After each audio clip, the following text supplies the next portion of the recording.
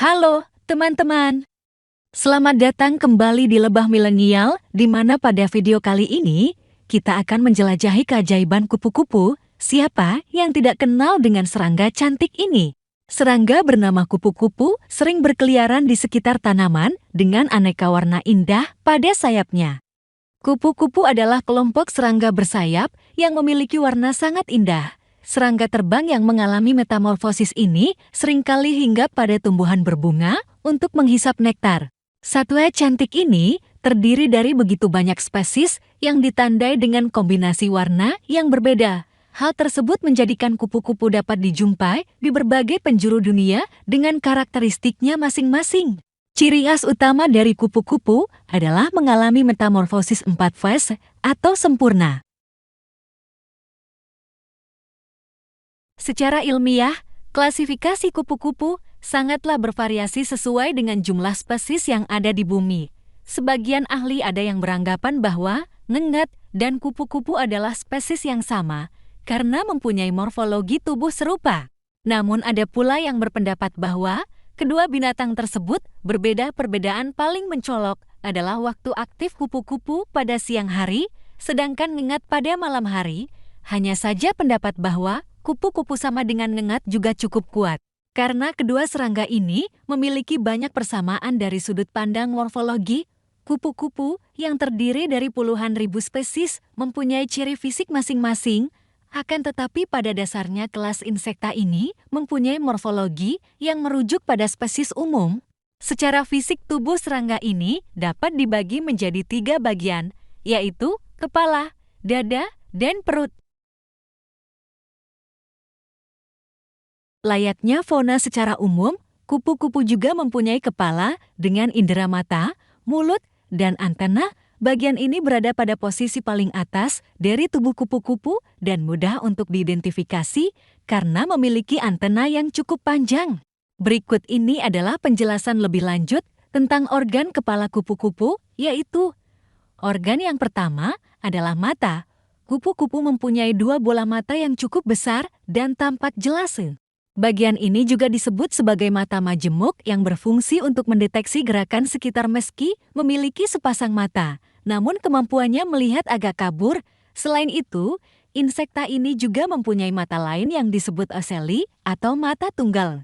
Oceli terletak di sela-sela rambut halus dan berfungsi untuk menajamkan penglihatan. Organ selanjutnya adalah mulut. Pada bagian mulut kupu-kupu, terdapat rahang bawah yang berbentuk menyerupai tabung. Bagian ini berfungsi untuk menggigit dan juga sebagai alat untuk menghisap nektar bunga. Rahang ini akan keluar jika diperlukan dan kembali menggulung masuk setelah tidak dipakai. Organ yang terakhir adalah antena. Bentuk antena kupu-kupu biasanya berbeda antara setiap spesies, namun yang paling umum berbentuk bulu ayam dan sisir. Antena ini terletak di kepala bagian atas dan berfungsi untuk meraba karena mengandung sel yang peka terhadap lingkungan khususnya makanan. Dada kupu-kupu merupakan bagian yang terletak di antara kepala dan perut. Bagian ini terhubung dengan kepala melalui suatu membran tipis yang berperan sebagai leher. Bagian dada atau juga disebut toraks pada kupu-kupu sangat sensitif dan vital.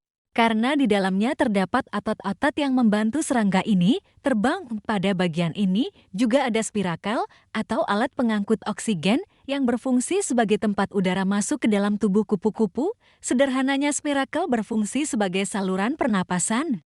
Selain sebagai tempat menempelnya sayap, toraks juga menjadi tempat kaki kupu-kupu berada. Kaki terdiri atas beberapa ruas mulai dari tarsus yang memiliki kuku, femur, sendi paha atau trochanter, tibia, dan juga ruas dasar atau koksa. Setiap ruas pada kaki kupu-kupu berbeda antara setiap individu tergantung spesies dan jenis kelaminnya. Kaki kupu-kupu terdiri 3 pasang dengan sepasang kaki tangan, sepasang kaki depan, dan sepasang kaki belakang. Kaki depannya dilapisi spina yang berfungsi untuk memudahkannya berjalan. Bagian kaki ini juga sangat sensitif karena menjadi alat untuk mengetahui jenis kelamin lawan jenisnya. Perut kupu-kupu adalah bagian yang menjadi tempat proses pencernaan makanan berlangsung dan juga sebagai lokasi penyimpanan cadangan lemak. Bagian ini mempunyai banyak ruas dan di dalamnya terdapat organ tubuh seperti jantung, alat kelamin, dan juga otot kompleks. Dengan jumlah spesies yang mencapai puluhan ribu, kupu-kupu merupakan binatang yang dapat hidup di berbagai kondisi lingkungan. Hal itu dikarenakan setiap spesies mampu beradaptasi dengan menyesuaikan bentuk tubuhnya dengan lingkungan. Tidak heran jika insekta ini dapat dijumpai di berbagai kawasan. Kupu-kupu dapat hidup di habitat lingkungan rawa-rawa, padang rumput, hutan, perkebunan, lahan pertanian, sungai, dan terutama di kawasan tropis. Namun yang menjadi poin penting adalah keberadaan tanaman seperti bunga dan pohon yang menjadi sumber makanannya. Satu-satunya kawasan di bumi yang tidak ditinggali kupu-kupu adalah benua Antartika karena tidak memungkinkan untuk membentuk habitat di sana. Dari total 20.000 spesies kupu-kupu, 7.700 diantaranya kelompok Neotropika, 775 kelompok Nearktik, 3.650 kelompok Afrotropical, 1.575 kelompok Palearktik, dan lebihnya kelompok Oseania. Kupu-kupu berkembang biak dengan melakukan perkawinan antara spesies jantan dan spesies betina. Proses ini biasanya dimulai ketika individu sedang terbang di udara dengan melibatkan feromon, setelah itu untuk melanjutkan ke tahap perkawinan. Kupu-kupu jantan dan betina akan hinggap di atas tanah. Pada tahap itulah, proses kopulasi berlangsung yang dilakukan melalui ekor jantan ke ekor betina. Kegiatan ini dapat berlangsung selama beberapa menit, bahkan ada yang sampai menghabiskan berjam-jam. Setelah itu, spesies jantan akan menutupi dirinya menggunakan aroma wangi atau membungkus kelaminnya untuk mencegah perkawinan kembali. Nah, apabila proses perkawinan berhasil, maka kupu-kupu betina nantinya akan bertelur untuk membentuk individu baru kembali. Akan tetapi beberapa spesies kupu-kupu dari genus Cholias, Parnasius, Lochilu, dan Erbia baru akan mengeluarkan telur yang kadang sudah menjadi larva ketika induknya mati.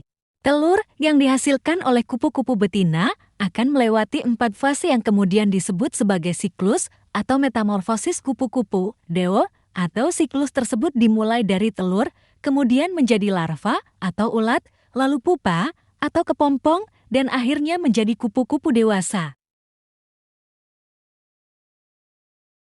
Jumlah telur yang dihasilkan oleh kupu-kupu betina biasanya berkisar antara 100 sampai 200 butir dalam sekali reproduksi. Bentuk telur tersebut bermacam-macam, tetapi umumnya tegak lurus dengan pahatan halus. Bagian terluar telur cukup keras dan mengandung corian. Kupu-kupu betina akan mengeluarkan telurnya di atas tanaman dan akan tetap menempel karena mengandung lem yang cukup erat. Lem tersebut dapat dilihat secara kasat mata dan tampak mengelilingi bagian dasar telur. Warna lem tersebut kuning pucat dan teksturnya kental. Fase telur ini biasanya akan berlangsung selama beberapa pekan, akan tetapi durasi tersebut kembali bergantung pada jenis spesiesnya. Beberapa jenis kupu-kupu bertelur pada waktu musim dingin dan baru akan menetas ketika memasuki musim semi. Ada juga yang bertelur pada musim semi dan menetas saat musim panas. Telur yang menetas akan mengeluarkan ulat dan menjadi pemakan tanaman khususnya bagian daun. Ulat yang dihasilkan sudah mempunyai mata sederhana, antena, dan juga mulut untuk makan. Ketika berada pada fase ulat, kupu-kupu masuk dalam kelompok herbivora. Tetapi ada juga yang mengonsumsi serangga.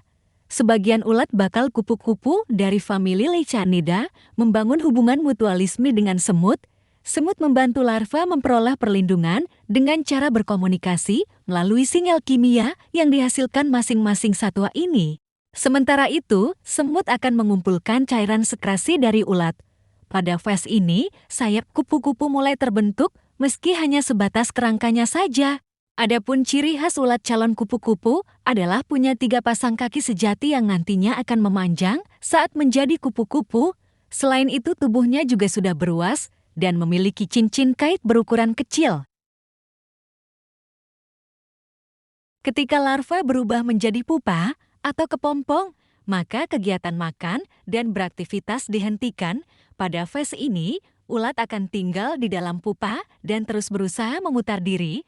Akan tetapi kebanyakan kepompong ditemukan telanjang, yaitu hanya menggantung pada tanaman. Fase pupa sangat menarik untuk diteliti karena pada masa tersebut terjadi pembentukan sayap kupu-kupu. Proses pertumbuhan sayap diketahui sangat cepat dan umumnya satu sayap akan terangkat pertama kali, kemudian disusul ketiga sayap lainnya. Sayap ini memegang peranan penting karena kemampuan terbang kupu-kupu bergantung padanya. Calon kupu-kupu yang berada di dalam pupa atau kepompong akan terus berusaha menggerakkan sayapnya untuk bisa keluar. Masa ini terjadi selama beberapa waktu dan sepanjang itu sel-sel saraf di sayap kupu-kupu terdorong untuk aktif. Jadi ketika kupu-kupu berhasil keluar sendiri, maka sudah mempunyai kemampuan untuk langsung terbang. Setelah berhasil mengepakkan sayap dan keluar dari pupa, maka saat itu pula serangga ini dianggap sebagai kupu-kupu dewasa. Bentuk fisik kupu-kupu pada tahap ini sudah sempurna dengan pembagian tubuh meliputi kepala, dada, dan juga perut. Kemampuannya untuk terbang pun sudah mumpuni berkat usaha keras. Saat keluar dari kepompong, masa hidup kupu-kupu dewasa sangat bervariasi dan bergantung pada kondisi lingkungan di sekitarnya. Umumnya kupu-kupu dapat bertahan hidup selama 1 pekan dan bahkan ada yang sanggup hingga setahun. Sayangnya tidak semua telur yang dihasilkan tadi akan mencapai tahap kupu-kupu dewasa. Tahap hidup kupu-kupu yang berawal dari ulat, kemudian berubah menjadi kepompong, lalu berlanjut dari terkoyaknya kulit kepompong, sehingga lahirlah kupu-kupu bersayap yang cantik dengan aneka warna dan motif. Siklus hidup kupu-kupu melambangkan perjalanan hidup yang penuh perjuangan untuk mencapai puncak keindahan. Terima kasih telah menemani kami dalam perjalanan ini untuk menjelajahi keajaiban kupu-kupu. Semoga video ini telah memberikan wawasan baru tentang betapa luar biasanya makhluk ini dan menginspirasi kita untuk melindungi keanekaragaman hayati di sekitar kita. Jangan lupa untuk memberikan like, berlangganan saluran kami, dan bagikan video ini kepada teman-teman yang juga menyukai kupu-kupu dan keindahan alam. Sampai jumpa di video berikutnya.